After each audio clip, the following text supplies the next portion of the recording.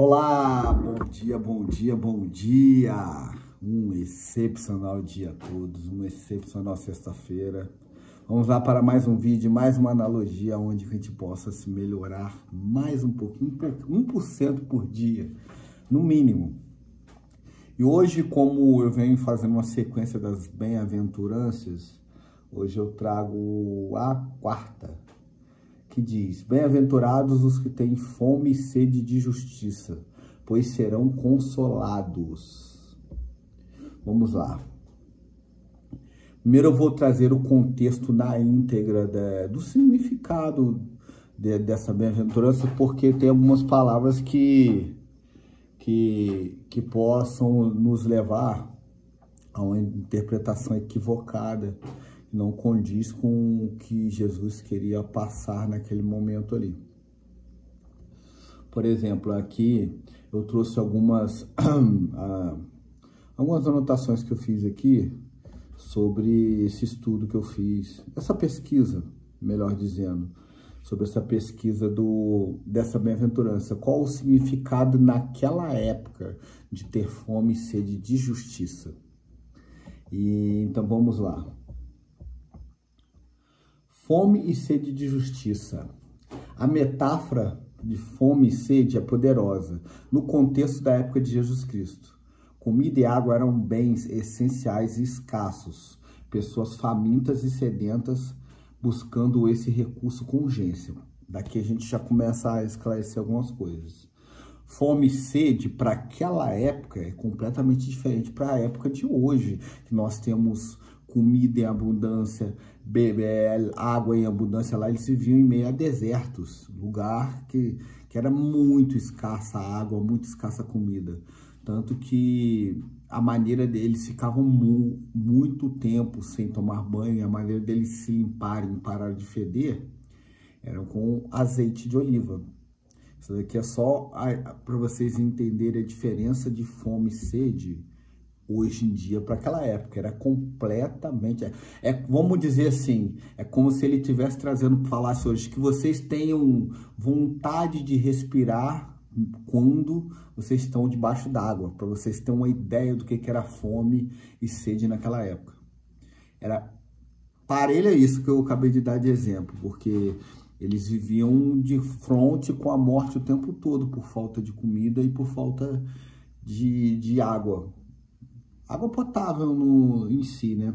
Continuando. Jesus usa essa linguagem para transmitir a ideia de urgência e anseio. Olha só o que eu acabei de falar.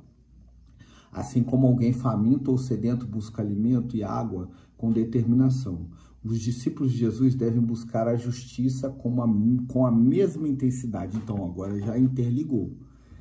A fome e a sede, para aquela época que era algo crucial, que na falta poderia perder a vida, que você tem aquela mesma anseio de buscar a comida e a água naquela época pela justiça, com a mesma intensidade. Vamos lá para o significado de justiça. A palavra justiça tem vários aspectos nas escrituras. Olha só, lembrando, a gente está se referindo àquela época, não a hoje. Perdão. Justiça, a palavra justiça tem vários aspectos nas escrituras. Justiça legal refere-se à justiça que recebemos através da obra expiatória de Cristo. A justiça declarada por Deus quando somos perdoados e reconciliados com Ele. A outra justiça, justiça pessoal. Aqui Jesus descreve principalmente a justiça pessoal dos seus discípulos. Isso envolve viver de acordo com os princípios divinos, como amar os inimigos, perdoar e buscar a paz. Agora, isso são termos que foram encontrados nas escrituras de significado de justiça. Foram encontrados 3. Justiça legal, justiça pessoal e agora eu vou ler a justiça social. Também inclui a busca pela equidade e retidão em nossas relações com os outros. Essa, para mim, é a que mais tem a ver com o que Jesus estava querendo passar. A gente buscar a equidade. Equidade é o quê? É você falando de maneira bem chucra, não é maneira técnica. Equidade é você colocar quem está em patamar inferior no mesmas condições de quem está competindo, não é competindo, de igualdade com a pessoa, mas não é igualdade, eu te dou 5 talentos, o outro dou 5 para ele, 5 para ele. Não, peraí, qual a condição sua? Peraí, você veio de uma condição inferior, então você vai ter... Quer ver um exemplo claro de equidade? A parábola dos talentos, melhor. Olha como é que veio, clareou na hora. Por quê? Ele deu 5 para um, 2 para outro e 1 talento para outro. Aquele que ele deu 5 multiplicou, voltou com 10. Aquele que ele deu 2 voltou com 4. Aquele que ele deu 1 escondeu e voltou com 1. Isso é o quê? Ele deu conforme a capacidade. Então, ali foi um belo exemplo de equidade. Aí a gente pode... Já a equidade no âmbito social, ela já tem um outro aspecto. Já é diferente, mas equidade é você dar... igualar aquela pessoa às outras conforme a sua... Qual palavra usar? Conforme a sua debilidade, a sua falta ali, para que ela esteja em âmbito de igualdade para as outras pessoas. Só que nessa parábola ele já trouxe a equidade em outro contexto, no contexto da capacidade. Então vamos lá, continuando aqui. Promessa de satisfação. Jesus assegura que aqueles que têm fome e sede de justiça serão satisfeitos. Essa satisfação não é apenas material, mas espiritual. Quando busca... Dá uma pausa aqui. Porque na hora que eu li assim, não é apenas material. Na hora, com a percepção que eu tinha, era 100% espiritual, mas não. Por quê? Existe uma outra passagem onde Jesus fala o seguinte: olhem para os lírios, olhem para os pássaros. Se eles não estocam comida, eles não se preocupam com amanhã e o Pai não deixa eles passar necessidade. Por que vocês que são filhos passariam? Então, também está incluído as necessidades materiais. Eu achei que não. Por isso que é bom a gente se aprofundar, pesquisar, para poder entender na íntegra, porque senão a gente deixa muito conhecimento na mesa. Esse termo é usado muito nos negócios, quando a pessoa fala assim, você deixou muito dinheiro na mesa quando você desperdiçou algo ali, onde você poderia rentabilizar mais. Mas no sentido do estudo, você deixa muito conhecimento solto, sendo que você poderia se aprofundar mais. E vamos lá. Quando buscamos a justiça de acordo com os caminhos de Deus, ele nos preenche com a sua graça, que é algo imerecido, nos consola e nos fornece. Portanto, essa bem-aventurança nos desafia a ansiar por uma vida justa e buscar a vontade de Deus, a viver em conformidade com os seus princípios. A verdadeira satisfação vem quando encontramos a justiça que só Ele pode nos proporcionar. Olha só que maravilhoso, né? Aqui, nessa última frase aqui, descreve o resumo sobre essa parábola, né? A parábola a verdadeira satisfação vem quando encontramos a justiça que só Ele pode proporcionar. Tem muitas pessoas também que misturam um pouco essa parábola. É parábola? Essa bem-aventurança com a justiça, mas não é a sua justiça. É a justiça de Deus. E o que é a justiça de Deus? É buscar cadê a palavra? A equidade, incluindo buscar a equidade e a retidão em nossas relações com os outros. É a justiça nossa para com o outro, não a justiça minha para cobrar o outro. É eu ser justo ao lidar com outro ser humano, não eu cobrar como um juiz outro ser humano. Às vezes eu vejo essa distorção dessa bem-aventurança, que às vezes a pessoa ali, a justiça divina, a justiça divina tarda, mas não falha. Que as pessoas, às vezes, faz uma projeção, essa é a melhor palavra, da sua concepção de justiça, comparando como se Jesus Cristo ou Deus tivesse aquela mesma percepção de justiça. Por que isso não condiz com a realidade? Porque a gente não tem vários versículos que nos ensinam a gente não julgar. Não julgais para não ser julgado. E por que não julgais? Porque você não sabe o contexto todo. Você não tem a visão de um todo. Deus já tem. Por isso que Deus não nos julga.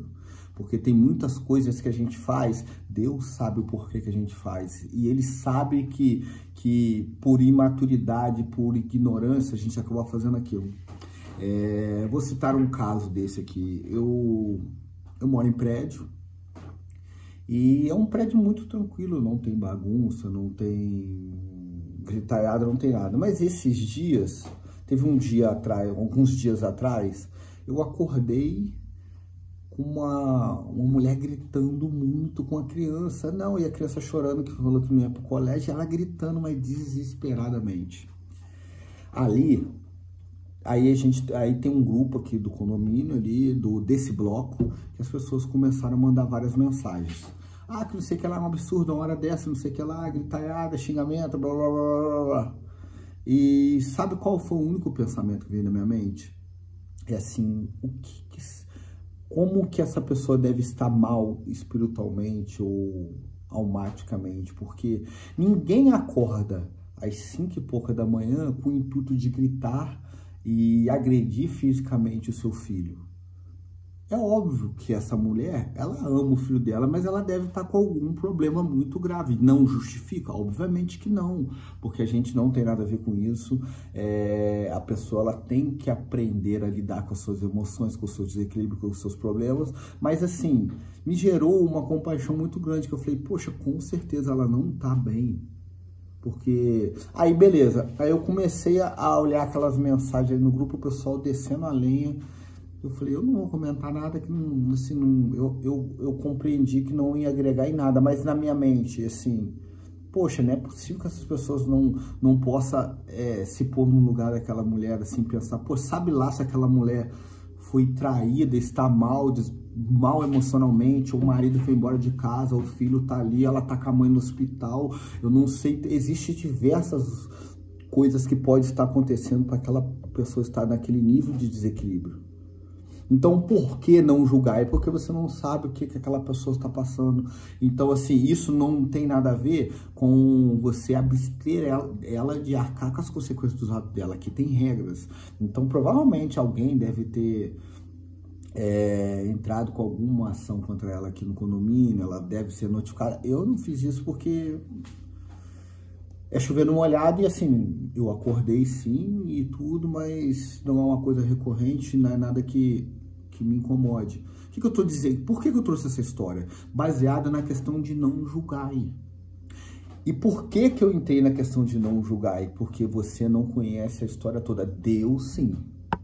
E por que essa questão da justiça? A sua justiça, ela não é a mesma que a justiça divina, porque a justiça divina, ela sabe tudo que está se Deus nos conhece desde que a gente está no ventre da nossa mãe, então ele sabe o porquê que aquela pessoa age daquele jeito e porquê que ela, sei lá, se ela for um mau caráter, ela agir de maneira criminosa contra você, o porquê que a sua justiça não é a mesma de Deus, porque Deus sabe o que ela fez. Isso não vai eximir, Deus sabe o que ela passou para fazer aquilo. Isso não vai eximir a pessoa de colher os frutos que ela plantou aqui na terra. Se você cometeu um crime aqui, eu até citei isso ontem, você matou uma pessoa, você está perdoado por Deus, só que você vai arcar com as consequências desse seu ato.